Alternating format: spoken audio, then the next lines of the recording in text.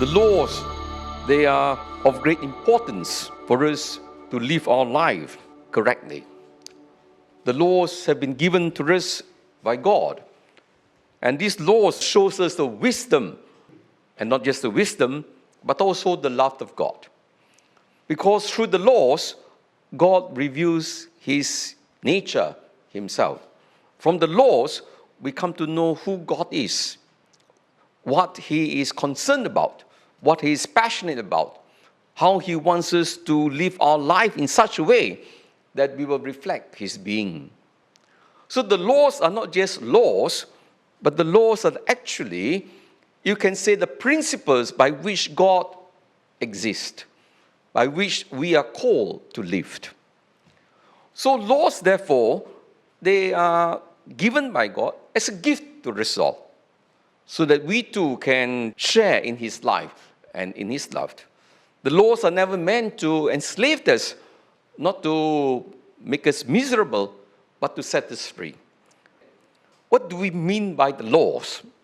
So there are 4 levels of interpretation of the laws. When we speak of the law, it refers first and foremost to the 10 Commandments. The 10 Commandments are the principles. They are not so much laws, actually. They are principles how we should conduct our life.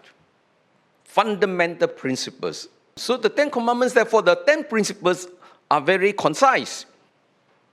Now, the second understanding of the law would include the Pentateuch, the 5 books for the Old Testament. The Torah, that's the most important books for the Israelites, for the Jews. So the law refers to the 5 books. Then, of course, Jesus today speaks about the law and the prophets. The law and the prophets, therefore, will include everything we now call the Old Testament, the law and the prophets. And the prophets, of course, they will continue to teach the people to observe the laws. Now, the last thing is the oral tradition, the scribal laws. These are the interpretations of the laws, because the principles that have been given to us, they are very clear, very simple, but when we start applying, it becomes very complex, because we are complex beings. So you say you must love the Lord your God. What does it mean to love the Lord your God? Exactly how do we do it? How do you love your whole heart, with your whole soul, with your own strength? Thou shalt not steal. What do you mean by stealing? You took a pen home from the office. It's called stealing.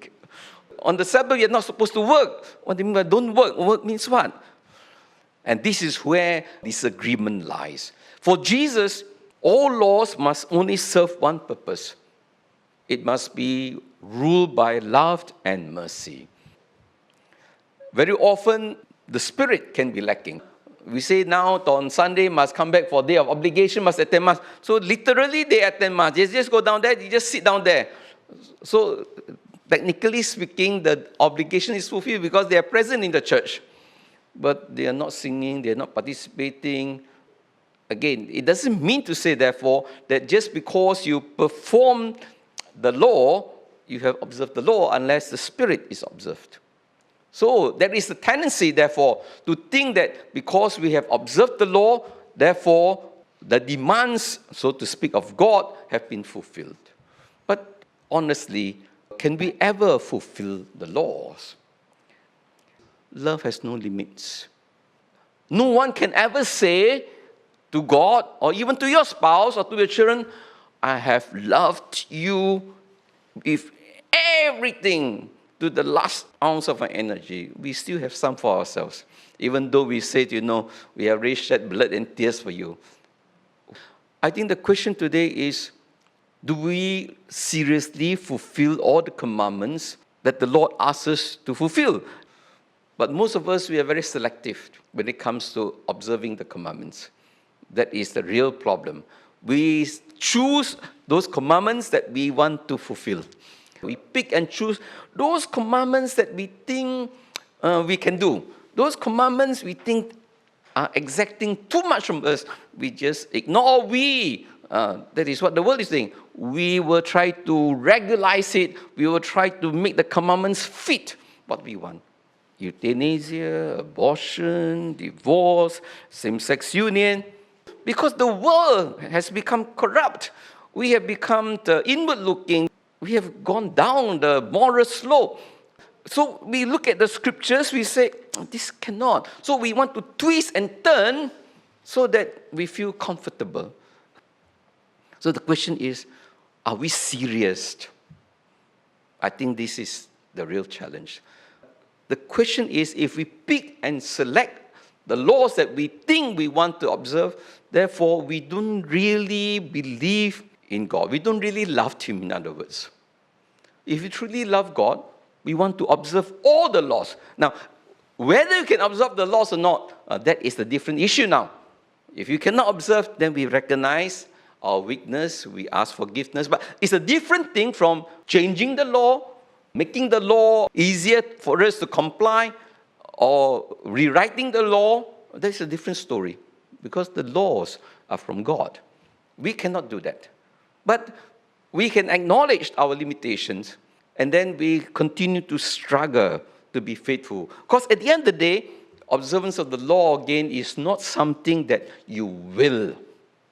It is only the love of God given to us, His grace, that we can actually fulfill that law perfectly. So we also depend on the grace of God, not on our own strength.